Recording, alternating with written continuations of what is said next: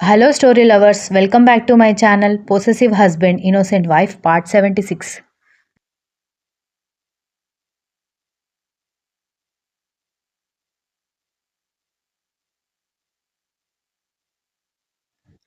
అంతే కదా మేడం అని ఆ వ్యక్తి చెప్పడంతో ధాత్రి, దక్ష, కర్ణ ఒకరినొకరు చూసుకుని మీకేమైనా పిచ్చి పట్టిందా?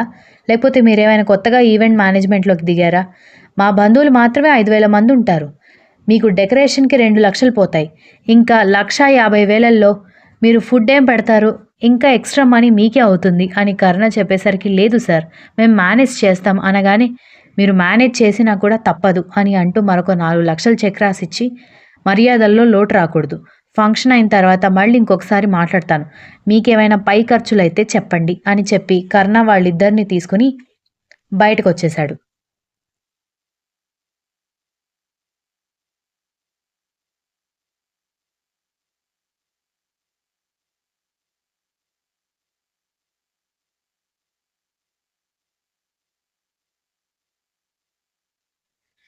అతను మేనేజ్ చేస్తానని అంటూ ఉంటే నువ్వెందుకు డబ్బిచ్చావు బావా అని ధాత్రి అడిగేసరికి నీకేమైనా పిచ్చి పట్టిందానే? మామూలుగా మన ఇంట్లో చేస్తేనే 1-2 లక్షలు అవుతాయి. ఇంకా పైన కూడా ఖర్చులు అవుతాయి. అలాంటిది ఇంత ఏర్పాటు చేస్తున్నప్పుడు అంత తక్కువ అమౌంట్లో ఎలా ఫంక్షన్ చేస్తాడు? వాడు నాకెందుకో ఎక్స్పీరియన్స్ లేదేమో, అందుకే మనం ఏమైనా అనుకుంటామని తక్కువ నెగోషియేట్ చేసినట్టుగా అనిపిస్తోంది. మళ్ళీ మర్యాదలు తగ్గాయంటే మమ్మీ డాడీ మనల్ని కోపడతారు అని కర్ణ చెప్పేసరికి అవును ధాత్రి, నాకు కూడా ఆశ్చర్యంగా అనిపించింది. అంత తక్కువకి ఫంక్షన్ ఎలా అవుతుంది అని అడిగింది.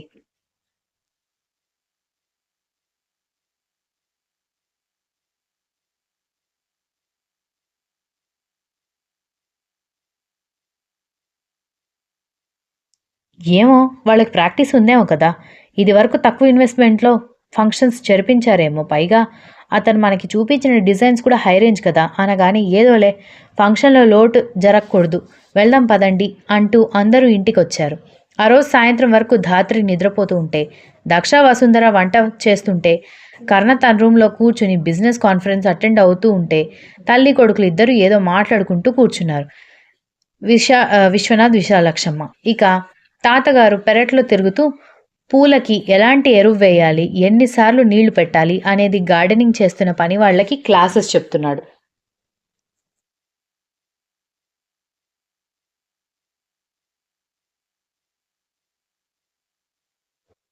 ఇంతలో విశ్వనాథ్కి ఫోన్ రావడంతో కాల్ రిసీవ్ చేసుకున్న అతను ఏం మాట్లాడుతున్నావు అని అడిగేసరికి ఏమో సార్ తెలీదు, మనం ప్రొడ్యూస్ చేస్తున్న ప్రొడక్ట్స్లో ఏదో తేడా ఉందని గవర్నమెంట్ నుంచి ఆఫీసర్స్ వచ్చారు, వాళ్ళు మీతో మాట్లాడాలని అంటున్నారని ఆఫీస్ నుంచి కాల్ రావడంతో విశ్వనాథ్కి ఏమీ అర్థం కాక కర్ణ దగ్గరికి వెళ్ళి విషయం చెప్పడంతో ఏం మాట్లాడుతున్నారు డాడీ, అలా ఎందుకు అవుతుంది అని అడిగేసరికి ముందు ఆఫీస్కి వెళ్దాం పదా అని ఇద్దరు ఆఫీస్కి స్టార్ట్ అవ్వడంతో ఇటు వసుంధర, విశాలాక్షమ్మ, దక్ష కంగారు పడుతుంటే కళ్ళు నలుపుకుంటూ బయటకొచ్చిన ధాత్రి వాళ్ళ టెన్షన్ గమనించి ఏమైంది అని అడిగేసరికి ఆఫీస్ నుంచి ఫోన్ వచ్చింది.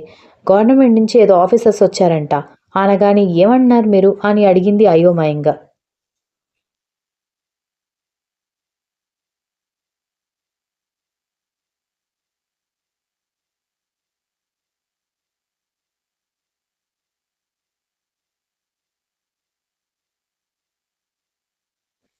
మీ మామయ్య, మీ బావ ఇంటికొచ్చి చెబితే తప్ప మనకి విషయం తెలీదు అని వాళ్ళ అమ్మమ్మ చెప్పేసరికి అందరూ బయటికెళ్ళిన వాళ్ళిద్దరి కోసం వెయిట్ చేస్తుంటే ఆఫీస్కి వెళ్ళిన కర్ణ, విశ్వనాథ్ లోపలికి వెళ్ళేసరికి మీ కంపెనీ సీజ్ చేస్తున్నాం మిస్టర్ విశ్వనాథ్ అనగానే ఏం మాట్లాడుతున్నారు మీరు అని విశ్వనాథ్ అడిగేసరికి మీరు ప్రొడ్యూస్ చేస్తున్న ప్రొడక్ట్స్లో క్వాలిటీ తగ్గిందని మాకు కంప్లైంట్ వచ్చింది, అందుకే చెక్ చేయడానికి వచ్చాము, అది నిజమని ప్రూఫ్ అయింది అంటూ క్వాలిటీ తగ్గిన కొన్ని ప్రోడక్ట్స్ అన్నీ ఒక 3-4 పెట్టెల్లో కనిపించేసరికి నో, ఇది ఇంపాసిబుల్, మేమెప్పుడు క్వాలిటీ లేకుండా ప్రోడక్ట్ తయారు చేయలేదు అని కర్ణ చెబుతూ ఉంటే కానీ ప్రూఫ్ మా దగ్గర ఉంది కదా మిస్టర్ కర్ణ, కాబట్టి ప్రాపర్ ఇన్వెస్టిగేషన్ కంప్లీట్ అయ్యే వరకు మీరు కంపెనీ తెరవకూడదు అన్నాడు ఆఫీసర్.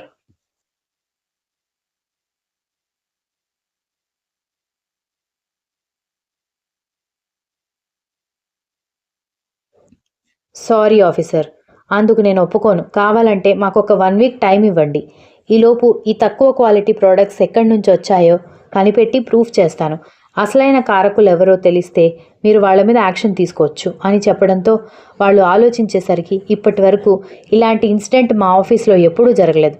ఫస్ట్ టైం ఇన్ని రోజులు మాకున్న గుడ్ విల్ దృష్టిలో పెట్టుకొని ఆలోచించండి అని విశ్వనాథ్ కూడా చెప్పేసరికి ఓకే మిస్టర్ విశ్వనాథ్, మీ ప్రోడక్ట్స్కి బయట చాలా మంచి డిమాండ్ ఉంది.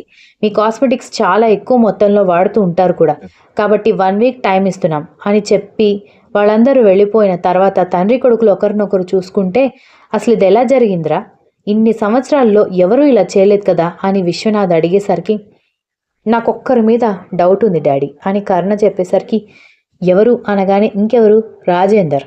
కూతురు చెప్పగానే రాజేందర్ ఇలా చేసి ఉంటాడు అనగానే వాడికి మన మీద కోపం ఉంది కదా అని దీనికి కూడా కారణం వాడే అనుకుంటే ఎలా అనగానే లేదు డాడీ, ఇంతగా ధైర్యం ఎవరూ చేయరు, కాబట్టి నాకు కొంచెం టైం ఇవ్వండి, నేను ఖచ్చితంగా ప్రూఫ్ చేస్తాను అనగానే సరే అన్నాడు విశ్వనాథ్.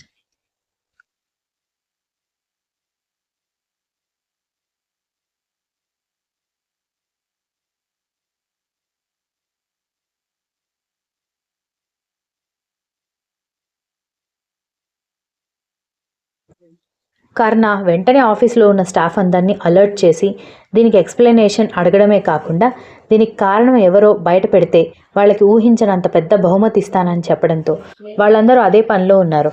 వెంటనే ఆఫీస్ మొత్తం చెక్ చేసి మేనేజర్ని పిలిచి రాజేందర్ ఈ మధ్యలో ఆఫీస్కి వచ్చాడా అనగానే మేనేజర్ బాగా గుర్తు చేసుకుని వారం క్రితం వచ్చారు సార్, ఆ రోజు ప్రోడక్ట్స్ మ్యానుఫ్యాక్చరింగ్ జరుగుతుంది.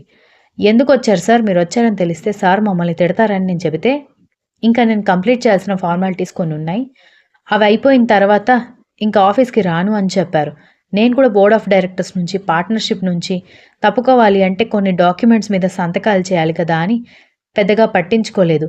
ఆయన ఇలా చేస్తాడని నేను అనుకోలేదు అని మేనేజర్ చెప్పడంతో అయితే ఆ రోజు నుంచి ఫుటేజ్ నాకు తెప్పించు అని చెప్పడంతో ఓకే సార్ అన్నాడు మేనేజర్.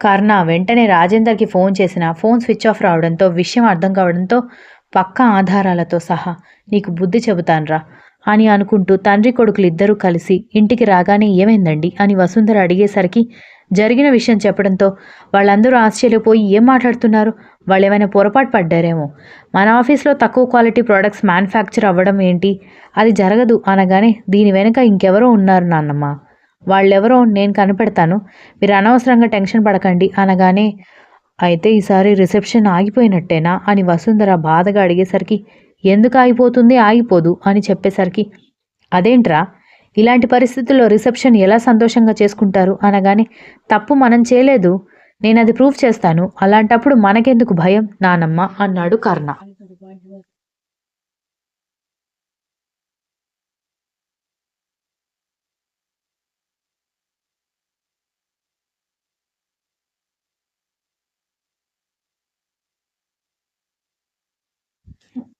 కానీ ఈ టైంలో సెలబ్రేషన్స్ చేసుకుంటే చూసేవాళ్ళు ఏమనుకుంటారు అని విశ్వనాథ్ అడిగేసరికి డాడీ మీరు ఈ విషయాలన్నీ ఆలోచించి అనవసరంగా టెన్షన్ పడుతున్నారు, రిసెప్షన్ ఏర్పాట్లు అలా కంటిన్యూ చేస్తూనే ఉండండి, డిస్టర్బెన్స్ రానివద్దు అని అనుకుంటూ ఉండగానే అటువైపు రియా ఇప్పుడు ఎలా రిసెప్షన్ చేసుకుంటారు అని అడిగేసరికి నువ్వు కర్ణని తక్కువ అంచనా వేస్తున్నావు, ఈ సిచ్యువేషన్ చూసి విశ్వనాథ్ అయినా టెన్షన్ పడతాడేమో కానీ కర్ణ కాదు, ఖచ్చితంగా దీనికి రీజన్ ఎవరనేది కనపడతాడు అని రాజేందర్ టెన్షన్ పడుతుంటే అందుకే ఇది చెప్పినట్టు ఆడకండి అని చెబుతుంటే మీరు విన్నారా, అనవసరంగా వెళ్ళి ఇరుక్కున్నారు అని స్మిత తిట్టడంతో రాజేందర్ సైలెంట్గా ఉన్నాడు.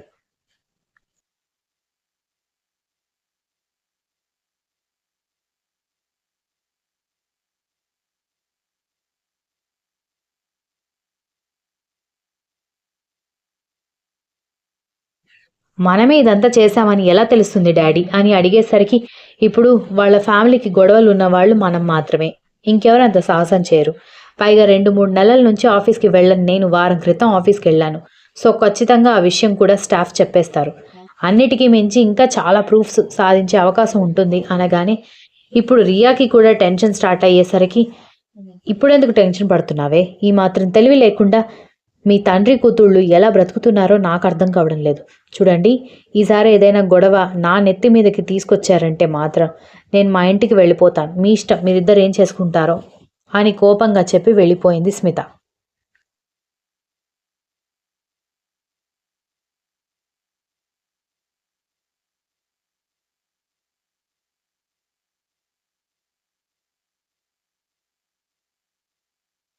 ఆ రోజు సాయంత్రం దిగులుగా గార్డెన్లో కూర్చున్న దక్ష దగ్గరకొచ్చి, అక్క, మెహందీ పెడతాన్రా అని ధాత్రి పిలవడంతో, నాకు మనసు బాగాలేదు ధాత్రి, ఇప్పుడు వద్దు అని చెప్పేసరికి, ఏది పట్టించుకోవద్దు, అన్నీ అలా జరిగిపోతూ ఉంటాయని బావ చెప్పాడు కదా, ఇంకా ఎందుకు టెన్షన్ పడుతున్నావు అనగానే, మీ బావకున్నంత ధైర్యం అందరికి ఉండదు కదే బాబు అని అంది Daksha.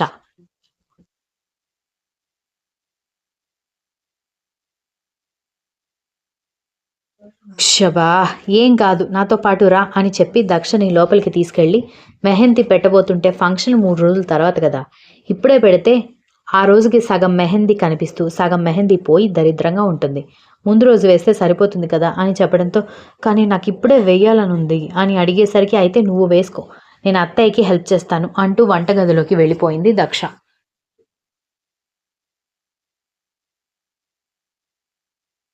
Continues. If you like the story, please like, share, comment, and don't forget to subscribe.